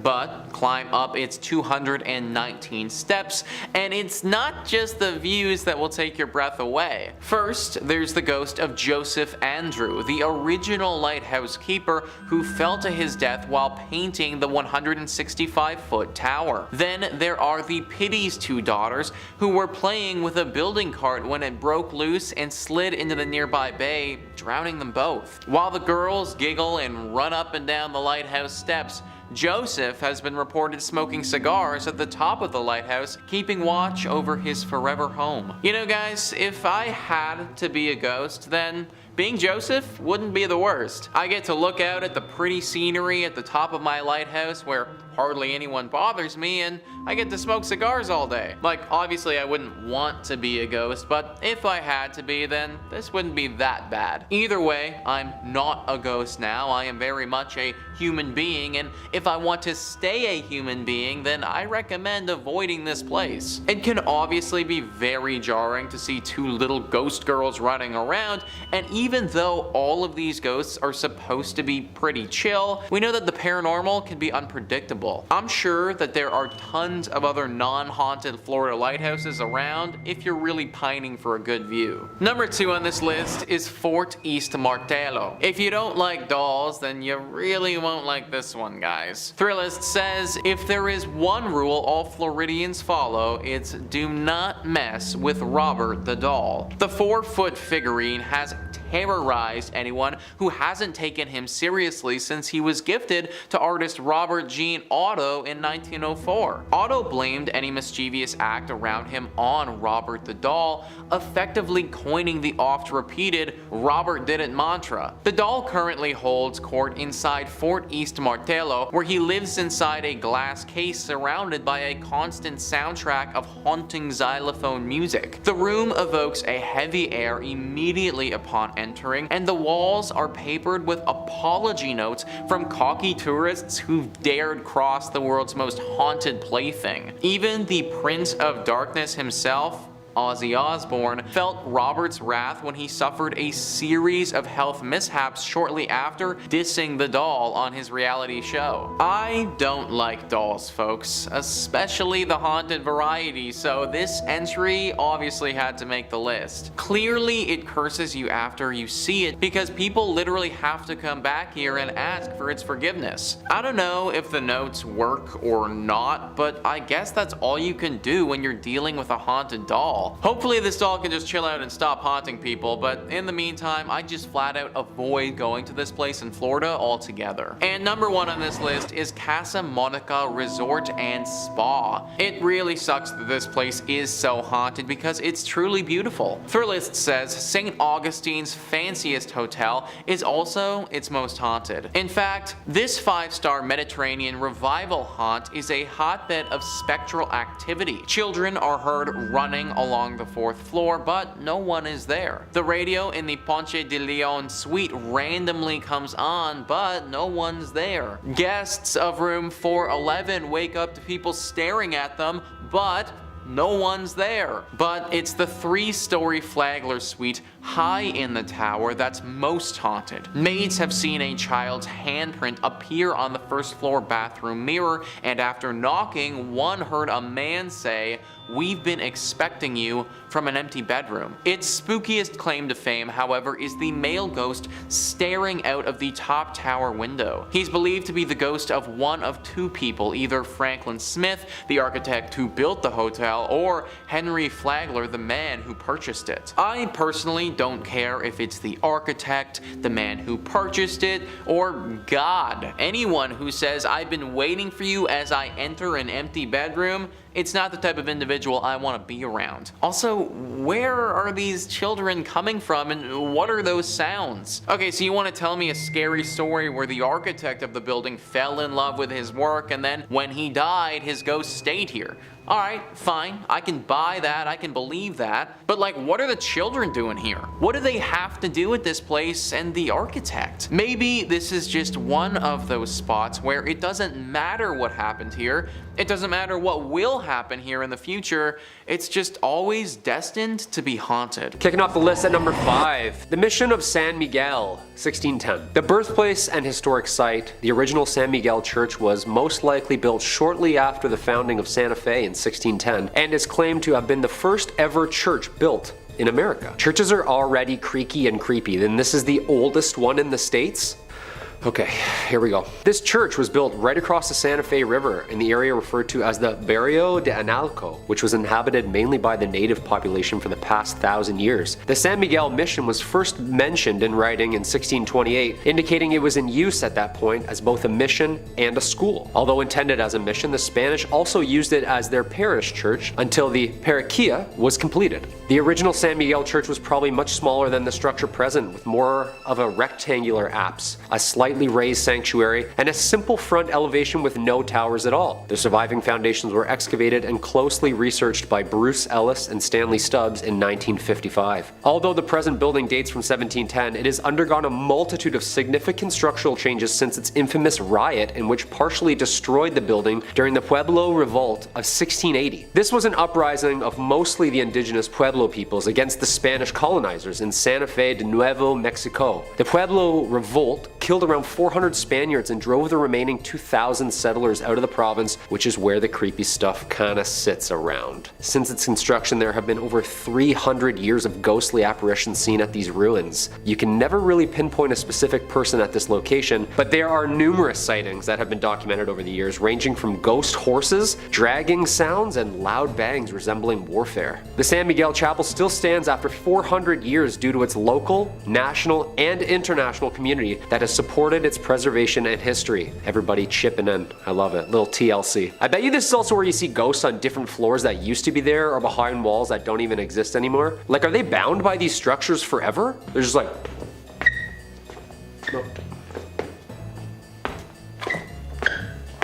Forever? Number 4, La Posada Hotel, 1882. Located at 330 East Palace Avenue in Santa Fe, New Mexico, La Posada Hotel is more than 100 years old, finishing construction in 1884. A lively and prominent spot for celebrities in town during the 1900s, it was originally built to be the home of Mr. Abraham and Mrs. Julia Stabb.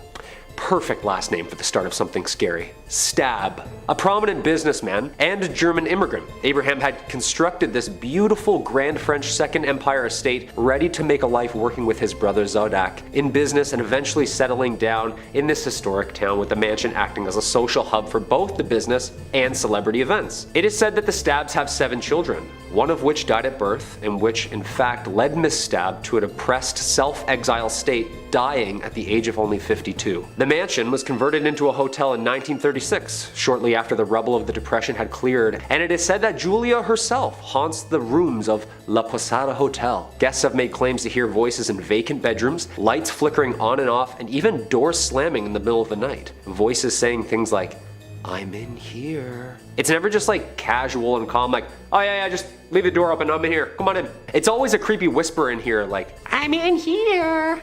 Too creepy. La Posada Hotel Resort and Spa still remains one of New Mexico's most haunted hotels and is active and encourages overnighters to check out the Julia Stabb package, which involves a ghostly tour, history lesson of the grounds, a lovely dinner away from the kids, and a day done right by the pool or spa. Unfortunately, I won't be taking them up on the stab package at any time soon. Not at all. No chance. I hear one thing in the middle of the night and I'm out, and I'm up quickly. 12 seconds flat. I'm just like...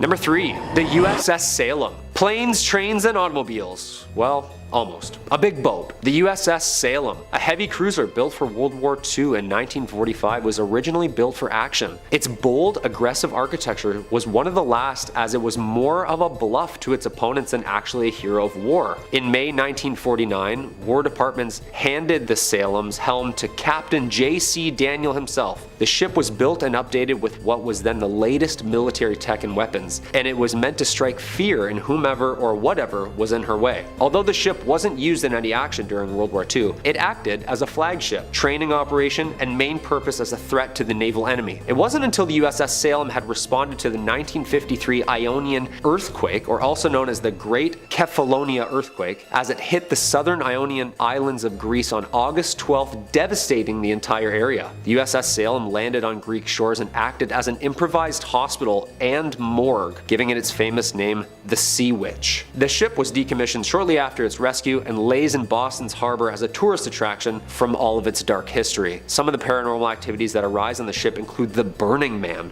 who smells of rank death and can be seen in the mess hall where the bodies have been stored. Another famous apparition on the ship is the ghost girls who lurk the halls of the ship. Little ghostly figures can be seen and felt on the legs of tour goers. Some people claim that the ship is even home to hellhounds, an aggressive pack of ghostly creatures that roam the ship growling and scratching at closed doors. Yeah, the next time my dog scratches at my door, she's going up for adoption. I'm sorry. Number 2, the Lizzie Borden House. This quaint bed and breakfast located at 230 2nd Street is home to one of America's most haunted and mysterious homes. The Lizzie Borden House gets its haunt from an unsolved murder of Lizzie Borden in 1892. One of the most infamous true crime figures known for her murdering of her father and stepmother with several blows to the head with a hatchet. Oof, ouch. Although acquitted, the killings remain unsolved to this day. This case earned notoriety, and much that the popular local children's rhyme had been linked to this death. Lizzie Borden took an axe and gave her mother 40 whacks. When she saw what she had done, she gave her father 41. That is horrible. On August 4th, 1892, Lizzie's stepmother of 27 was struck 19 times while her father Andrew was hit 11. Although Lizzie Borden was acquitted and found not guilty, the dark history draws in crowds every night for its nightly tour of the premises. The Lizzie Borden room, the infamous room where all of the murders took place, is the most requested and most popular for paranormal overnighters. And not only can you enjoy a lovely inclusive breakfast to yourself, but the nightly house tour, ghost tour, and ghost hunt attracts fans of horror every night of the year. Yeah, that's terrifying. And there's a jingle to it. I don't like that at all. And coming in at number 1, the Salem Witch Trials. We can't talk about haunted places in Massachusetts if we're not going to bring up the witch trials. And I'm not talking about Sabrina the Teenage Witches, or anything of cute of that nature. These famously documented witch trials need no introduction, and unfortunately lays way to one of the most horrific events based in truth. The site of mass hysteria and hangings of supposed witches took place here and occurred in colonial Massachusetts between 1692 and 1693. More than 200 people were accused of practicing witchcraft, or better known back then as the devil's magic, and 20 were ultimately executed. Eventually, the colony admitted the trials were a mistake and compensated the families of those convicted. Okay, yeah, sorry. I just thought when you sneezed, you didn't say bless you, so I already don't like you, so I figured you were a witch. I'm really sorry. Since then, the story of the trials has become famous in paranoia and injustice, and it continues to baffle researchers to this day. We all know the famous play written by American playwright Arthur Miller in 1953, The Crucible, depicting the mass hysteria and drama during these trials. This was the perfect time if you didn't like someone that a strategic and untimely sinister accusation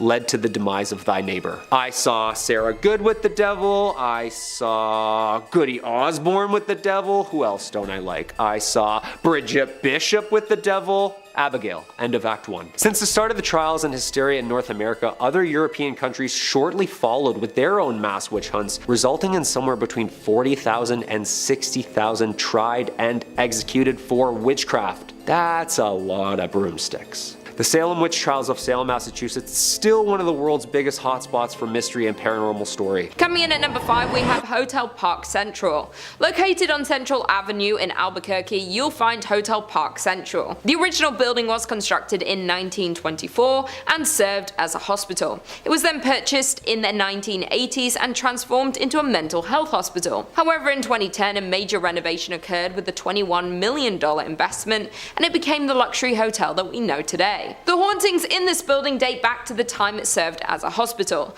Patients would report seeing apparitions, hearing voices, seeing objects move, and feeling the presence of other beings when nobody was there. As well, when it was a mental hospital, it was known by patients and workers that on the top floor on the right wing, there is a ghost of a woman that likes to watch people in the hallways. Patients also reported having their bedsheets pulled off them in the middle of the night. Patients were not the only ones to experience things that couldn't be explained though. Staff of the hospital did too. They would often have the sensation of being watched, as well as hearing something whisper in their ear, the movement of objects, and a general sense of heaviness throughout the buildings. Today, many guests at the hotel report similar paranormal experiences, as many guests report feeling watched and the presence of unseen beings. They have also reported hearing voices and shuffling in the stairwells. Several guests have also seen a female apparition on the 3rd floor wing. A group of paranormal investigators were brought onto the scene of the hotel. The investigators were 3 team members who all experienced unexplained voices and whispering while close to the hotel. They also reported distinct coolness near their bodies and a sense of being watched. After reviewing their evidence, some of these experiences were captured on digital voice recorders. They also carried out the flashlight technique, an attempt at communication with the spirit that involves the answering of questions through the turning on and off of the flashlight. This was a success, with several responses captured on video. In at number 4, we have the St. James Hotel. Built in 1972 by Henry Lambert, the St. James Hotel was established. Found in Cimarron, New Mexico, the hotel is known to be one of the most haunted places in America. The St. James Hotel is said to remain host to several restless spirits. Both the owners and the hotel guests will tell you that many unexplained events haunt it. Several psychics have visited the hotel and specifically identified 3 spirits and many others who passed through to relive their experiences. The hotel's 2nd floor is the most active, with stories of cold spots and the smell of cigar smoke lingering in the halls. A prior manager commented about the spirits that linger in the hotel and said, "You never see them, but you do feel and hear them." Another report from a former owner states that she walked into the dining room and saw a pleasant-looking cowboy standing behind her in the mirror on the front of the bar. The spiritual activity of the hotel has been featured on the popular television show Unsolved Mysteries and A Current Affair. Room 18 at the hotel is kept locked because it houses the ghost of an ill-tempered Thomas James Wright, who lost his life at his door just after winning the rights to the hotel in a poker game. Having been injured from behind, Wright continued into the room and slowly met the end of his life. Because of the tragic accident that happened in room 18, it is known as one of the scariest and most haunted rooms. This can be seen with one former owner who said she was pushed down while in the room, and on another occasion saw a ball of angry orange light floating in the upper corner. The staff considers the room to be the most haunted, and people are rarely allowed to enter this room, much less sleep in it. Rumors abound that when the room was rented, several mysterious deaths occurred there. Other unknown entities are also said to roam the hotel, creating a host of paranormal activities. Staff report that items constantly fall off walls and shelves, and electrical equipment at the front desk behaves unpredictably. Others have reported cold spots throughout the historic inn, lights that seemingly turn on by themselves, feelings of being watched by unseen eyes, and cameras that cease to work inside the hotel, strangely returning to normal after leaving St. James. Coming in at number 3, we have Doti Hotel. The Doti family has owned and operated the hotel since it opened in the 1920s. The Doti men were and remain the business managers. However, as the current owner Jim Doti tells it, it was the Doti women who were the heart and soul of the business. The hotel has a colourful history. During Prohibition, it was a speakeasy, a place for backroom gambling and adult entertainment. It was also a meeting place for the Mafia and Purple Gang. Here, they worked out their differences. In 1938, the hotel was the site of one of the Michigan's most notorious murders. Isaiah Lebo, former Purple Gang attorney turned Purple Gang businessman, was murdered in the bar. He was shot by his cousin and business partner Jack Livingston and sadly passed away. Ever since, there have been numerous hauntings. Some believe it's Lebo who haunts the ground, or grandmother Helen Doherty, who passed away at the hotel. But there is one thing for sure, and it's the many ghost stories that are now associated with the hotel. Guests, visitors, investigators, employees, and the owners have all had some kind of paranormal experience at at the hotel, which includes perfume scent wafting through occasionally, loud knocking, bedroom doors open and close by themselves, and dark apparitions and shadowy figures have been spotted anywhere from the lobby to the top floor. Also, the spirits of other murder victims roam the halls, lobbies, and rooms. While some can be seen, others prefer to just make noise. Coming in at number 2, we have Michigan's first state prison. Established in 1838, Michigan's first state prison remained in operation through 1934. The prison served as the nucleus for the city as it spanned some 20 acres. Over the years, it relocated and at one point became the largest walled prison in the world with around 6,000 inmates. In 1952, in response to poor medical care, brutality from the guards, and bad food, 2 maximum security prisoners took hold of a guard and used his keys to release other inmates. A days-long riot ensued, resulting in 9 guards being held hostage. Additionally, the riot resulted in the deaths of several inmates and guards before it was extinguished by the National Guard. The inmates fought for and won a list of 11 demands for reform. Today, the old prison has become the Armory Arts Village, a residence and studio for local artisans. Apartments are very contemporary and halls are covered with artwork. In spite of its modern renovations and freshly painted walls, though, rumors persist of its haunting. Visitors, workers, and artists of the space claim some prisoners and guards still haunt their former home. Residual sounds of riots are also frequently reported due to the prison's history of such occurrences. Judy Krasnow, an employee at the renovated Arts Village, hosts daytime historic tours of the prison, so a visitor can see the hauntings for themselves. She is also a resident of the prison and lives on site. She has confessed she believes her apartment, which was once a series of prison cells, has ghosts. Furthermore, Judy is not the only resident who believes that. Even though the upper floors have undergone renovations, the underground section that holds solitary confinement remains structurally intact. Although cells have been removed, there is intensity in this area that cannot be denied. And finally, in at number 1, we have the Whitney Restaurant. Located on Woodward Avenue, Restaurant Whitney was the former mansion home of David Whitney. David was one of the Midwest's wealthiest lumber barons at the turn of the century, and he built this magnificent 21,000 square foot home in 1894. The mansion was restored in the mid-1980s, and since then, reports of unexplained paranormal activities have been reported, such as shadow figures have been seen on the second floor, disembodied voices have been heard, and other strange phenomena have occurred. It is known that the mansion is haunted by Whitney and his first wife Flora. Flora always wanted to live in a mansion but died before the home was finished, leaving Whitney to raise their 4 children. A year after Flora's death, Whitney married her sister Sarah, leaving Flora's ghost to forever live in distress. The paranormal activity within the restaurant is not for the faint-hearted, as there have been reports of the elevator traveling between floors on its own with no one inside to operate it. Furthermore, ghosts have been witnessed on the upper floors, with one staff member seeing an older man looking out the window. The staff member approached the man asking him to leave, and right before the staff's eyes, the man vanishes into the floor. Other reports include noises that sound like silverware and kitchenware being handled and or stacked, and table settings keep getting moved around by some unseen presence. The outhouse is said to be the most haunted part of the property. It was originally built for Whitney's slaves and has been largely untouched for years, mostly due to the fear of paranormal. Inside the outhouse is a dining table that is set for the afternoon tea and has been untouched for as long as anyone can remember. Today it is still perfectly set but covered in a thick layer of dust, adding to the ghostly atmosphere. The outhouse has no electricity, so sits in the darkness at night. A tour guide who once worked at the Whitney insisted that the building was haunted for his experiences working there. The worker claims a group of dolls vanished from a room inside the building. Also, the worker has reported hearing his name being called from an empty area of the building. The Whitney Mansion is an elegant and beautiful property but has high body counts, a haunting history, and plenty of supernatural sightings still happening today. Number 5 on this list is the Seelbach Hotel. Seelbach Hotel is located in the heart of Louisville and has been there for quite some time. Virginia Travel Tips says, in 1905 the Seelbach Hotel in Louisville opened its doors. For more than a century, this exquisite historic hotel has functioned as one of Kentucky's most important historical landmarks. The hotel, on the other hand, is notorious for its ghostly activity. Patricia Wilson, the Lady in Blue, is one of the hotel's most famous sightings. She was a woman who had recently divorced her spouse and intended to meet him later at Seelbach to try and work out their differences. Unfortunately, her husband died in a car accident and never showed up. She was devastated by the loss and she died not long after that. As a result, guests notice a woman in a blue outfit strolling around the hotel. Other ghosts have been reported at the hotel, and they include a woman dressed in old, worn-out clothing who was approached by a staff member attempting to communicate with her, but then she disappeared.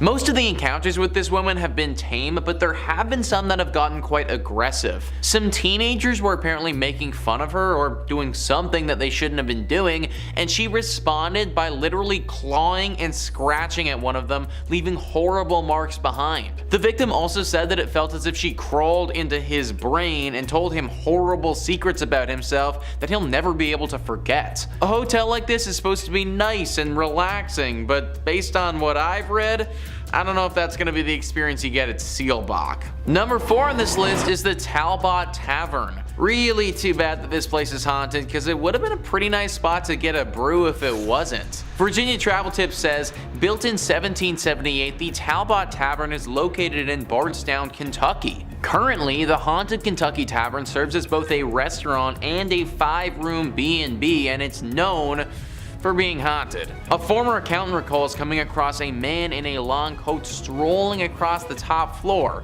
He then turned to face her and began laughing uncontrollably. Another famous hotel resident was the lady in white who forced a couple to flee the hotel in the middle of the night since she was hovering over them while sleeping. Many workers and visitors to the residence have related accounts such as orbs floating around the rooms, flashes of lights without cameras being seen, objects moving on their own, and doors opening and closing when no one's in the building. I, for one, am not trying to wake up to a ghost just hovering over me, guys.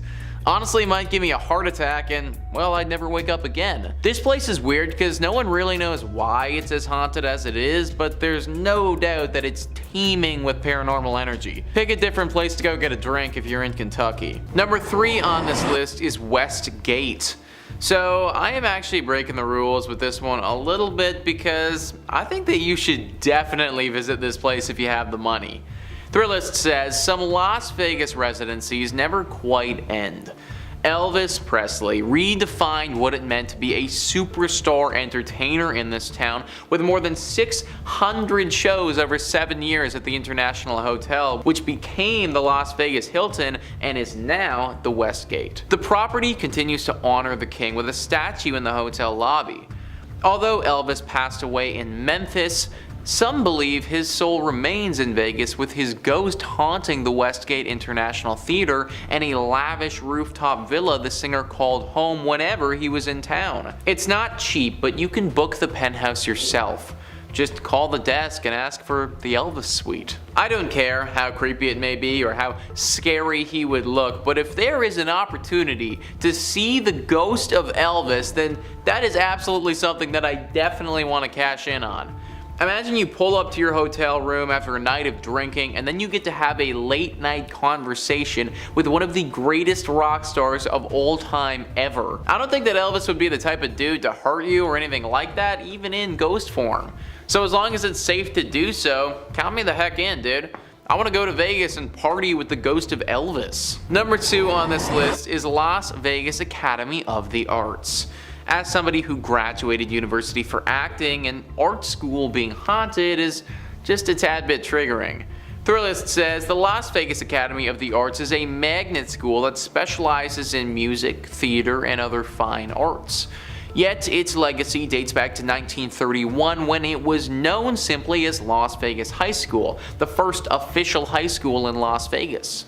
The site has seen its share of renovations over the years, although 2 of its 3 original buildings remain on campus with their sturdy brick exteriors still in place. Generations of students have swapped stories about Mr. Petrie, a ghost that roams the hallways and haunts the school's theater. Some claim to hear strange noises or feel a chill, especially when rehearsals carry over to evening hours.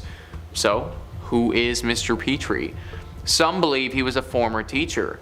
Others claim he owned a home that previously stood on the site of the school and burned down in a mysterious fire. nobody knows for sure. All everyone does know is that Mr. Petrie is a menace. Let me tell you folks, acting is hard enough as it is without some creepy ghost causing problems for you mid-monologue. And apparently he likes to do that all the time. Many shows and performances have been ruined by Mr. Petrie. And the worst part about it is that he will only show himself to one person at a time sometimes. So the lead actor will be out there doing Hamlet and then all of a sudden see a ghost in front of him causing problems. The actor will naturally freak out and lose their mind, but no one else will see the ghost. They'll just see the actor on stage losing it. Which kind of makes the actor look like a bumbling idiot, but really they're getting attacked by some ghost. Try a different art school if you're looking for an artistic education. Number 1 on this list is Bally's. If Trivago or any other site like that tries to recommend you stay at Bally's, don't fall for it, guys. Thrillist says the worst fire in Nevada history tore through the old MGM Grand Hotel on November 21st, 1980. The blaze killed 87 people, mostly due to smoke inhalation, while helicopters rescued survivors from the roof. The property was eventually sold and renamed Bally's, while a new version of the MGM Grand reopened a few blocks south on the Strip. The tower engulfed in the fire is still part of the hotel, and guests sometimes claim to see unusual shadows in hallways, hear strange noises, and notice furniture that mysteriously moves in the rooms, especially on higher floors that saw the worst of the flames. Many believe the strange activity is caused by the spirits of those who didn't survive the tragedy. 87 people dying in a tragedy like that is always going to leave something terrible behind, and that's what we have here. 87 spirits are now restlessly floating around in purgatory at this place. They tried to remodel and change the name and forget everything that happened, but an incident like that cannot be forgotten. The people who died and their spirits, they can't be forgotten.